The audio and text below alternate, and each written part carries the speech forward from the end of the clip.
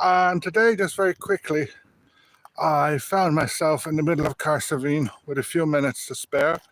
And since it's been raining so much for the last week and the forecast is for nothing but rain, I decided to do a quick live here in around the old Abbey and the Penal Church. One of the things I like about Ireland and perhaps the southwest and the west is that there's so much hidden heritage. You can kind of go anywhere and fall over some very old and often very interesting things. So here in the middle of Cahersiveen, there are actually three ruined churches. This here in front of me, wait a second, it's going to change this is probably the most recent. It's the old Church of Ireland church. I think it's 18th, 19th century. And then it actually moved across the road. But what I'm more interested in is, first of all, this one here. This is Holy Cross Abbey. And it's medieval. And for a very, very long time, it would have been the main building in Cahersiveen, because until they built what is now called the Ring of Kerry Road, the N70, essentially there was nothing in Cahersiveen because it was very hard to get to.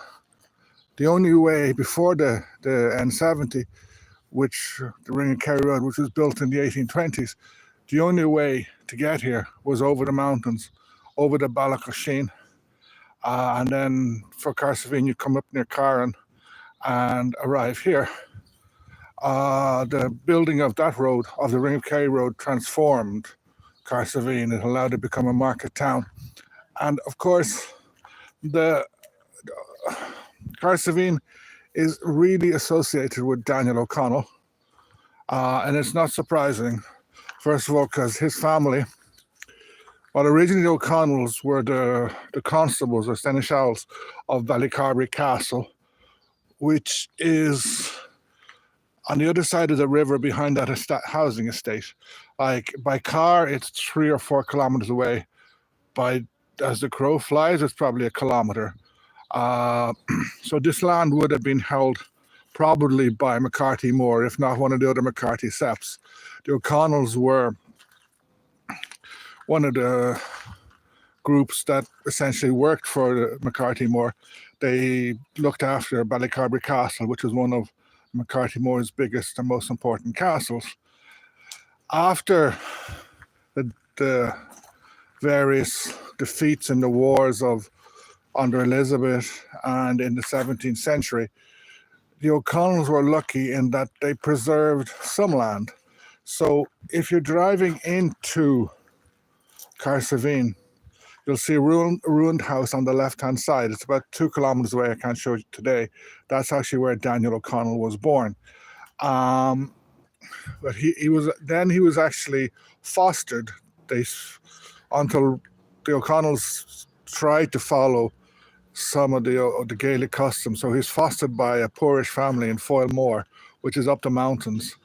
And then he got lucky in that his uncle, Hunting Cap O'Connell, who had built a big house out in Derrynan in what is now Carradaniel, semi-adopted him and brought him out there.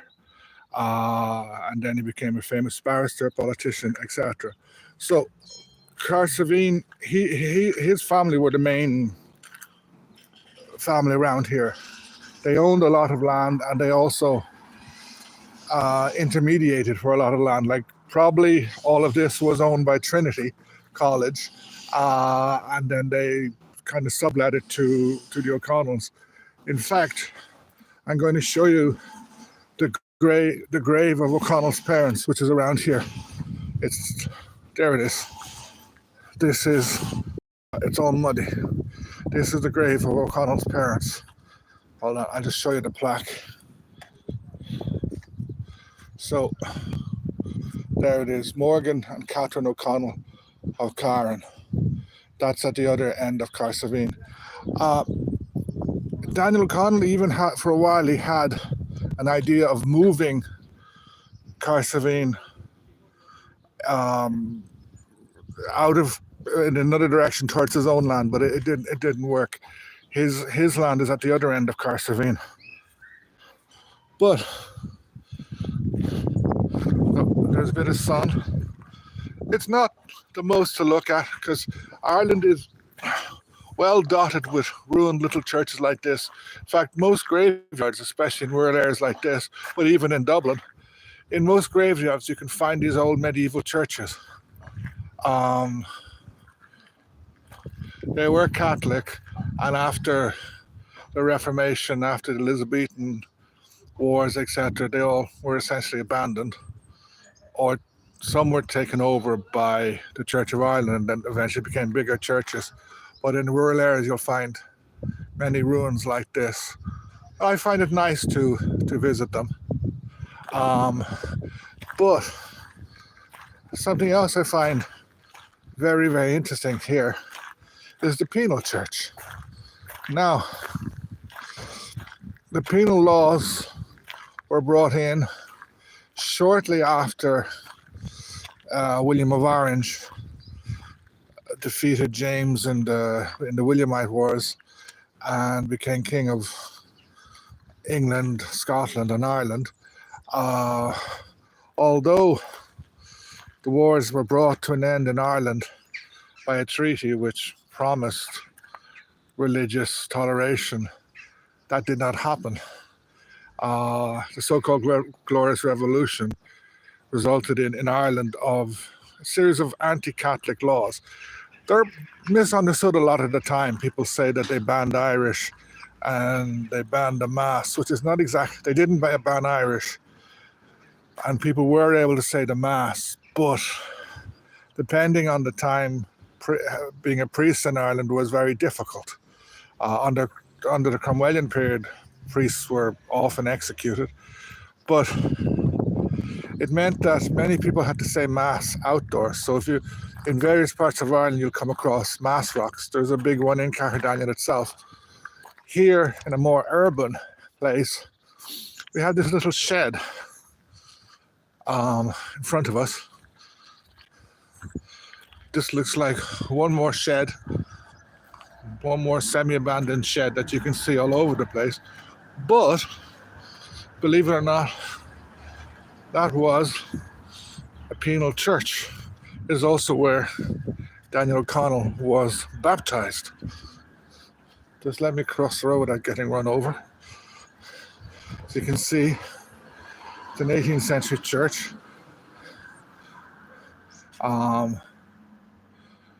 Sort of the Mass was permitted here. There's some religious signs up there. It says here, it was originally built as a stables or store and then functioned as a church between 1756 and 1823.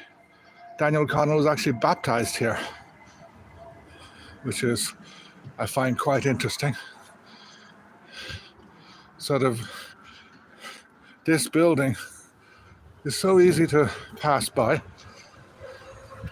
I'm just going to move around the corner because it's a bit safer. It's coming towards the end of the day, so people are going home. The pub nearby has made this into a little corner. So I'm not sure if this part was originally part, but this is the penal church from the back and an old water fountain here. And I'll just show you this song here. It's the official, almost official anthem of South Kerry, the Boys of Barracks, written by Sigerson Clifford. It's a lovely song. Christy Moore does a great version of it from years ago, but he actually makes the mistake of saying it's about Listowel, which is a doubly bad mistake because the song starts the time that climbs the mountain faces to the sea. Listowel is very inland. Barracks is about here. It's about a street. If you go up this street, cross the main road and keep going up, It's the road up there, Barnes Road or Top Street. Anyway, I just wanted to show you very quickly these old churches. Are not particularly beautiful, not particularly special, but I like them. I like the place that I like the fact that you can just fall out of the 21st century and end up in the 18th, 19th century or the medieval period here. It's also quiet. Okay, it's spring, so there's no leaves on the trees. Most of those graves are 19th century graves, and I think most are Protestant. The Catholic graveyard was probably on the other side in what they call over the water. And then I'm just going to try and just show you before I go. There in the distance, that's the famous RIC Barracks. It's now sort of a museum, heritage centre. There's loads of explanations for why it's here. Basically, many people say it came by mistake because it really doesn't fit in to the architecture of around here. It's supposedly modelled on sort of a fake Scottish castle. Other people say it was supposed to have been built as a guardhouse in or a fort somewhere in India or Pakistan now. I don't know, to be honest. I don't think we'll ever really know. And then there, that is the only Catholic church as far as I know, that is named after a non-religious person. It's the Daniel O'Connell Holy Cross Church. It's named after him essentially because he did so much work for Catholic emancipation and then for Home Rule in the 19th century. O'Connell was a very, very interesting figure. I'm going to do a video about him sometimes. He's criticized for various things, but I think one of the most interesting thing was he was so anti-slavery that Frederick Douglass, a very famous American emancipist, actually ended up speaking.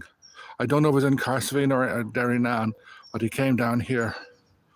Anyway, that was just, and that behind the barracks there is Canucknatubber, very old mountain. I don't know if you can see it. The very top is I think it's a crucifix. People still do like on Good Friday, kind of religious walk up there. My feeling is people have been doing sacred walks, religious walks there for a good long time, perhaps even pre-Christian times. Anyway, I will just say goodbye. Hope you enjoyed this just brief little live. On Sunday, I'll have a video coming out. It's the first of, I think, a 3-part series. It's on Kerry in the 9 Years' War. So it'll be out at 7 o'clock on Sunday. Okay, thanks for watching. See you soon. Bye-bye.